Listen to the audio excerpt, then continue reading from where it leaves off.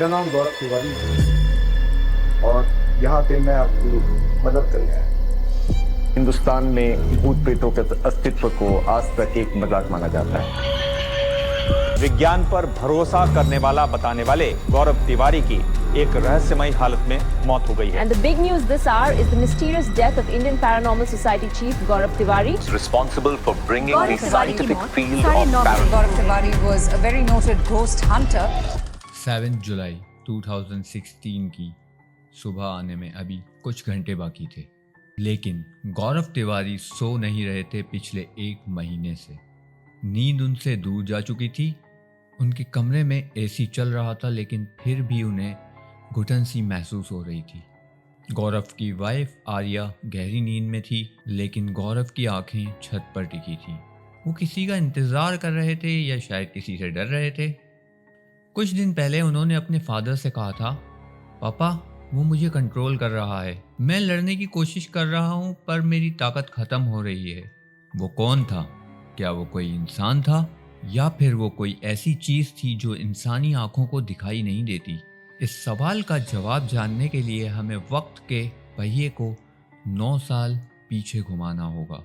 उस दिन पर जब गौरव ने महसूस किया था कि इस दुनिया में हम अकेले बिल्कुल भी नहीं हैं। हमारा आज का केस कुछ ऐसा है जिसे सुनने के बाद शायद आपको बिल्कुल भी यकीन ना हो कि इस तरह भी हो सकता है, लेकिन ऐसा हुआ है।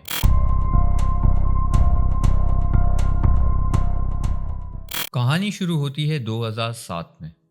गौरव तिवारी का भूतों प्रेतों से दूर दूर तक कोई वास्ता नहीं था। वो एक एम्बिशियस लड़का थे जो एक पायलट बनना चाहता था। वो अपने सपने को पूरा करने के लिए फ्लोरिडा यूएसए गए और MVP एरो एकेडमी ज्वाइन की। वो साइंस के स्टूडेंट थे। अगर कोई उनसे भूत प्रेत या किसी रूह की बात करते तो वो हंस देते, लेकिन किस्मत को कुछ और ही मंजूर था। एक दिन गौरव अपनी ट्रेनिंग फ्लाइट उड़ा रहे थे। मॉडल था सेस्ना 172। अचानक मौसम खराब हो गया। फ्लोरिडा में तूफान आना एक नॉर्मल सी बात है। वहाँ अक्सर तूफान आते रहते हैं। हवा की रफ्तार इतनी तेज़ थी कि उनका छोटा सा प्लेन पूरी तरह से डगमगाने लगा। कॉकपिट में अलार्म्स बज रहे थे। एयर ट्रैफिक कंट्रोल से राब्ता टूट चुका था। विजिबिलिटी बिल्कुल ज़ीरो थी। गौरव ने बाद में बताया था कि मुझे ऐसा लगा जैसे मेरा आखिरी वक्त आ गया है। मैंने प्लेन के कंट्रोल्स छोड़ दिए थे। वैसे फ़्लाइट के अंदर 2 पायलट्स होते हैं, पर उस दिन उस फ्लाइट में गौरव अकेले थे। तभी उन्हें अचानक से एक एहसास हुआ कि वो अकेले नहीं हैं। उन्हें लगा कि को पायलट की सीट पर कोई बैठा हुआ है। कोई आंखों से नहीं दिख रहा था, लेकिन प्रेजेंस बहुत ज़्यादा स्ट्रॉन्ग थी। अचानक से कुछ ऐसा हुआ जो उन्होंने इमेजिन भी नहीं किया था। प्लेन का स्टीयरिंग खुद ब खुद घूमने लगा। गौरव के हाथ कंट्रोल्स पर थे, पर ताकत किसी और की थी। वो प्लेन जो क्रैश होने वाला था अचानक से सीधा हो गया और रनवे की तरफ ग्लाइड करने लगा। सेफली लैंड करने के बाद गौरव के दिमाग में ये ख्याल आया कि ये सब कैसे हुआ। वो इस वाक़ये को बिल्कुल भी एक्सेप्ट नहीं कर पा रहे थे। उन्होंने सोचा कि मैं रिसर्च करता हूँ इस पर कि ये ऐसा क्यों हुआ। वो एविएशन सेफ्टी रिकॉर्ड्स के आर्काइव में गए। वहाँ उन्हें जो मिला उसने उनकी नींदें उड़ा दी। जिस कोऑर्डिनेट पर उनका प्लेन कंट्रोल से बाहर हुआ था, ठीक वहीं कुछ साल पहले एक प्लेन क्रैश हुआ था और उस प्लेन के पायलट की मौत हो गई थी। गौरव को एहसास हुआ कि उस डेड पायलट ने उनकी जान बचाई है। ये उनकी ज़िंदगी का पहला सबूत था कि मौत के बाद भी ज़िंदगी है। पायलट इंसिडेंट के बाद गौरव बदल गए। उनका ध्यान अब उड़ने से ज़्यादा उस पार की ज़िंदगी पर था। कोइंसिडेंस देखिए, वो फ्लोरिडा में अपने 4 दोस्तों के साथ जिस अपार्टमेंट में शिफ्ट हुए, वो जगह पहले से हॉन्टेड थी। गौरव ने बताया कि वहाँ सुबह शाम अजीब चीज़ें होती थीं। किचन में रखे बर्तन गिर जाते, रात को किसी के चलने की आवाज़ें आती। सबसे डरावना इंसिडेंट, गौरव ने हॉलवे में एक ट्रांसल्यूसेंट छोटी सी लड़की को देखा जो दीवार के आर पार चली गई। जहां बाकी लोग डर कर भाग जाते, गौरव ने वहां कैमरा और वॉइस रिकॉर्डर उठा लिया। उन्होंने वहां रिकॉर्डिंग की। जब उन्होंने टेप सुना तो बैकग्राउंड में एक बच्ची की आवाज़ साफ सुनाई दी, हेल्प मी, हेल्प मी। ये उनका पहला EVP इलेक्ट्रॉनिक वॉइस फेनोमेनन था। गौरव ने फ्लाइंग स्कूल छोड़ दिया। गौरव के पेरेंट्स बहुत नाराज़ हुए क्योंकि लाखों रुपए फीसेस में लग गए थे। पर गौरव ने कहा, मैं अब पायलट नहीं, घोस्ट हंटर बनूंगा। We started hearing whispers, and we could not find anyone there who was doing that. It really challenged my belief system. गौरव जानते थे कि इंडिया में घोस्ट हंटिंग का कोई स्कोप नहीं है, इसलिए उन्होंने USA में ही ट्रेनिंग लेने का सोचा। उन्होंने ज्वाइन किया पैरानेक्सिस एसोसिएशन। इसके फाउंडर डुगलस जॉनसन थे, जो कि एक साइंटिफिक रिसर्चर थे। गौरव ने वहाँ सर्टिफाइड पैरानॉर्मल इन्वेस्टिगेटर का कोर्स किया। 80 से ज़्यादा सब्जेक्ट पढ़े, मेटाफिज़िक्स से लेकर क्वांटम फिज़िक्स तक। लेकिन किताबी इल्म काफ़ी नहीं था इस तरह की चीज़ों के लिए। उनके मेंटोर्स ने कहा कि डर तुम्हारा सबसे बड़ा दुश्मन है। अपने डर को ख़त्म करने के लिए गौरव ने एक एक्सट्रीम चैलेंज लिया। उन्होंने एक हॉस्पिटल के मुर्दा घर में पूरी रात अकेले बिताने की परमिशन ली। जस्ट इमेजिन दिस गाइस, कि एक मुर्दा घर में जहाँ जस्ट बॉडीज़ हों और आप अकेले हों। गौरव ने इंटरव्यू में कहा था, पहले 1 घंटे तक हर आवाज़ पर मेरा दिल निकलकर हाथ में आ जाता था। पानी की बूंद भी बॉम्ब जैसी लगती थी। लेकिन सुबह होते होते उन्होंने रियलाइज़ किया कि डेड बॉडीज़ कुछ नहीं करती, डर सिर्फ हमारे दिमाग का खेल है। उस रात गौरव तिवारी का डर हमेशा के लिए मर गया। ये सब कुछ करने के बाद उन्होंने USA छोड़ा और वो ऑस्ट्रेलिया पहुंच गए। वहाँ उन्होंने एक्सिस पैरानॉर्मल ग्रुप ज्वाइन किया। यहाँ उनके साथ एक ऐसा हादसा हुआ जिसने साबित कर दिया कि भूत मार भी सकते हैं। वो जगह थी एराडेल लुनाटिक असाइलम। ये एक पुराना पागल खाना था जहाँ 13,000 लोगों की मौत हुई थी। इन्वेस्टिगेशन के दौरान गौरव एक सेल के अंदर अकेले बैठे थे। वो ये सब कुछ रिकॉर्ड करते थे। उन्होंने प्रोवोकेशन टेक्निक यूज़ की, मतलब रूहों को ललकारना। अचानक से उन्हें ऐसा लगा कि उनके शोल्डर पर आग लग गई है। जलन इतनी तेज़ थी कि वो चिल्लाने लगे। जब टीम आई और उनकी शर्ट हटाकर देखा गया तो वहाँ पर 3 डीप स्क्रैचेस थे। गौरव के पास इसका वीडियो प्रूफ भी था। 2009 के अंदर गौरव इंडिया वापस आ गए। इंडिया वापस आकर उन्होंने IPS यानी कि इंडियन पैरानॉर्मल सोसाइटी की शुरुआत की। शुरू में लोगों ने उनका बहुत मजाक उड़ाया, पर गौरव ने जब टीवी पर लाइव इन्वेस्टिगेशंस दिखाई तो सब सुन रह गए। उनके गैजेट्स इंडिया के लिए नए थे। उसमें नंबर 1 पर था K2 मीटर, जो कि किसी रूह या स्पिरिट को डिटेक्ट करने पर लाइट्स जलाता है। नंबर 2 पर था घोस्ट बॉक्स, रेडियो वेव्स को स्कैन करके रूह या जिन्नात की वॉइस पकड़ता है।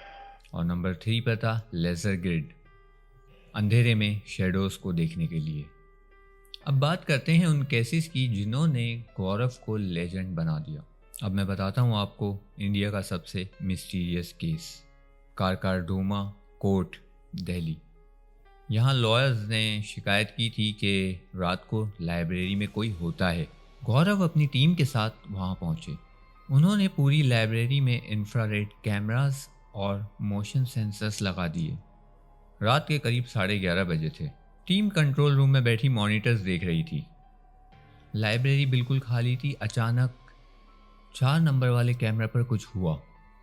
एक कंप्यूटर जो बंद था वो अपने आप ऑन हुआ। कुछ सेकंड्स बाद वो अपने आप ऑफ हो गया। गौरव भागकर अंदर गए, उन्होंने स्विच चेक किया, स्विच ऑफ था। बिना इलेक्ट्रिसिटी के कंप्यूटर कैसे चला? लेकिन असली दहशत तो अभी बाकी थी। सीसीटीवी फुटेज में रिकॉर्ड हुआ कि एक भारी रिवॉल्विंग चेयर पीछे की तरफ खिसक रही है, जैसे कोई उस पर बैठकर पीछे हो रहा हो। उसके फौरन बाद कैमरे पर एक सफ़ेद धुंध सी दिखाई दी जो कि दीवार के आर पार चली गई। गौरव ने वहाँ ईवीपी सेशन किया। उन्होंने पूछा, आप यहाँ क्यों हैं? रिकॉर्डर में एक हल्की पर साफ आवाज़ आई, इंसाफ। गौरव ने ये डिक्लेयर किया कि ये इंटेलिजेंट हॉन्टिंग है, कोई रूह वहाँ फंसी हुई है। अब आते हैं एक और केस की तरफ। राजस्थान का भंगार किला। लोगों का कहना है कि सूरज ढलने के बाद यहाँ मौत का राज है। गौरव तिवारी ने फैसला किया कि वो वहाँ जाएंगे। वो और उनकी टीम रात को किले के अंदर पहुँच गए। जैसे जैसे वो उस किले के डांसर्स प्लेस की तरफ बढ़े, हवा भारी होने लगी। गौरव ने नोटिस किया कि वहाँ अचानक से एक सड़ी हुई स्मेल आने लगी। ये पैरानॉर्मल वर्ल्ड में एक साइन होता है कि वहाँ कोई नेगेटिव डीमनिक एंटिटी है। पॉजिटिव स्पिरिट्स खुशबू देती हैं और नेगेटिव स्पिरिट्स बदबू। रात के 2 बजे उस किले के अंदर एक जौहरी बाजार वाला रास्ता था। गौरव उसी रास्ते पर थे। बिल्कुल सन्नाटा था। अचानक से एक पत्थर आया और उनके पैरों के पास गिरा। गौरव ने टॉर्च घुमाई, कोई भी नहीं था। किला बिल्कुल वीरान था। गौरव ने कहा, कोई हमें वार्निंग दे रहा है। किले के मेन महल में जहाँ कोई वायर नहीं है, वहाँ गौरव का K2 EMF मीटर पागलों की तरह बीप करने लगा। मीटर पर रेड लाइट्स चल रही थी। गौरव ने सवाल पूछा, क्या हमारा आना आपको पसंद नहीं आया? मीटर की लाइट्स और तेज़ हो गईं। वो रात गौरव के लिए एक वार्निंग थी कि कुछ दरवाजे बंद ही रहने चाहिए। ये केस गौरव के करियर का सबसे मुश्किल केस था। एक 12 साल का लड़का था जिसे गांव वाले बचुआ कहते थे। जब गौरव वहां पहुंचे तो बच्चा रस्सी से बंधा हुआ था। गौरव ने पूछा, क्या नाम है तुम्हारा? बचुआ नॉर्मल आवाज़ में बोला, मेरा नाम बचुआ है। गौरव ने अपने गैजेट्स निकाले। जैसे ही घोस्ट बॉक्स ऑन हुआ, लड़के के चेहरे के हाव भाव बदल गए। उसकी आंखें ऊपर चढ़ गईं और जब वो बोला तो आवाज़ 12 साल के बच्चे की नहीं, एक 50 साल के गुस्से वाले आदमी की थी। तू क्यों आया है यहाँ? चला जा यहाँ से। गौरव ने पूछा, तुम कौन हो? लड़के ने कहा, ये मेरा है, मैं इसे ले जाऊंगा। इस केस में डिटेल ये है कि उस दुबले पतले लड़के ने, जो ठीक से चल भी नहीं सकता था, एक हैवी लोहे की चारपाई को एक हाथ से उठाकर फेंक दिया। गौरव ने वहाँ साइंटिफिक काउंसलिंग और एनर्जी क्लींजिंग की। इस केस के बाद गौरव बीमार पड़ गए थे। एक और ऐसा ही केस जो काफ़ी फेमस हुआ था, एक इंजीनियरिंग कॉलेज का हॉस्टल। स्टूडेंट्स का कहना था कि रात को कोई सोते हुए उन्हें घूरता है। गौरव ने वहाँ लेज़र ग्रिड टेक्निक यूज़ की। लेज़र ग्रिड में हज़ारों ग्रीन डॉट्स दीवार पर फेंके जाते हैं। अगर कोई इनविजिबल चीज़ उन डॉट्स की रेंज में आती है तो डॉट्स का शेप जो है वो बिगड़ जाता है। रात के 3:33 पर गौरव मॉनिटर देख रहे थे। अचानक लेज़र डॉट्स हिलने लगे। दीवार पर एक इंसानी शेप नज़र आने लगी। वो फिगर चलती हुई गौरव के कैमरे की तरफ आई और कैमरा बंद हो गया। ये फुटेज आज भी पैरानॉर्मल वर्ल्ड में एक बड़ा सबूत मानी जाती है। जून 2016। गौरव अब बदल चुके थे। उनके फादर उदय तिवारी ने बताया कि गौरव अक्सर रात को उठकर बैठ जाते थे। गौरव ने उन्हें बताया था कि पापा, एक नई एंटिटी मेरे पीछे पड़ी हुई है। ये बाकी सबसे अलग है, ये मुझे कंट्रोल कर रही है। कहा जाता है कि जनकपुरी दिल्ली के एक हॉन्टेड हाउस इन्वेस्टिगेशन के बाद गौरव के घर में अजीब सी स्मेल आने लगी थी। गौरव ने अपनी वाइफ से कहा था, मैं देख पा रहा हूँ उसे, वो कोने में खड़ा है, लेकिन वहाँ कोई नहीं होता था। वो नेगेटिव फोर्स उनके दिमाग के साथ खेल रही थी। वापस चलते हैं 7 जुलाई 2016 पर। गौरव सुबह उठते हैं, नॉर्मली अपना लैपटॉप ओपन करते हैं, ईमेल चेक करते हैं और उसके बाद वो नहाने के लिए चले जाते हैं। काफ़ी देर गुजर जाती है और अचानक से एक आवाज़ आती है, धम, जैसे कोई गिर गया हो। गौरव के फादर और उनकी वाइफ आर्या, वो लोग बाथरूम के दरवाजे की तरफ भागते हैं और दरवाज़ा पीटना शुरू कर देते हैं, लेकिन अंदर से कोई दरवाज़ा नहीं खोलता, बस दम घुटने की आवाज़ आ रही होती है, बिल्कुल हल्की हल्की सी। वो घबरा जाते हैं, वो कॉल करते हैं पुलिस को। पुलिस आती है और दरवाज़ा तोड़ा जाता है। जब दरवाज़ा तोड़ा जाता है तो वहाँ का मंज़र कुछ ऐसा होता है कि किसी को भी समझ में नहीं आता कि ये किस तरह हुआ। अंदर गौरव की बॉडी पड़ी होती है, आंखें ऊपर चढ़ी हुई होती हैं, नेक पर एक ब्लैक कलर का निशान, और उस बाथरूम के अंदर ऐसी कोई चीज़ नहीं थी जिससे वो अपने आप को फांसी लगा सके। जस्ट एक टॉवेल था। अगर टॉवेल से कोई अपना गला घोटने की कोशिश करता है तो टॉवेल के निशान जो है वो अलग होते हैं, लेकिन उनके नेक पर जो निशान था वो बिल्कुल इस तरह का था जैसे किसी ने कोई बारीक वायर से उनका गला घोटा हो। उसके अलावा बाथरूम के अंदर ऐसी कोई भी चीज़ नहीं थी जिससे वो सुसाइड कर सकते। सबसे बड़ी मिस्ट्री तो ये थी कि अगर उन्होंने खुदकुशी की तो वो चीज़ कहाँ गई जिससे उन्होंने खुदकुशी की। क्या उन्होंने रस्सी यूज़ की तो रस्सी कहाँ गई? बाथरूम तो बंद था। एक थ्योरी ये भी है कि शायद उन्हें पोजीशन के दौरान दौरा पड़ा, यानी कि फिट्स पड़े, और उन्होंने अपने ही हाथों से अपना गला घोट लिया। लेकिन ये पॉसिबल नहीं है, इंसान अपने आप को गला घोट कर नहीं मार सकता, क्योंकि बेहोश होते ही हाथ ढीले पड़ जाते हैं। तो फिर आखिर हुआ क्या? गौरव के फादर का कहना है कि मेरे बेटे को मारा गया है, चाहे इंसान ने या शैतान ने। गौरव तिवारी की मौत आज भी इंडिया की सबसे बड़ी अनसॉल्व्ड मिस्ट्री है। आप लोगों का इस केस के बारे में क्या ख्याल है, मुझे कमेंट सेक्शन में ज़रूर बताइएगा। और क्या आप लोग स्पिरिट्स, जिन, भूत, प्रेत या किसी ऐसी चीज़ पर यकीन रखते हैं?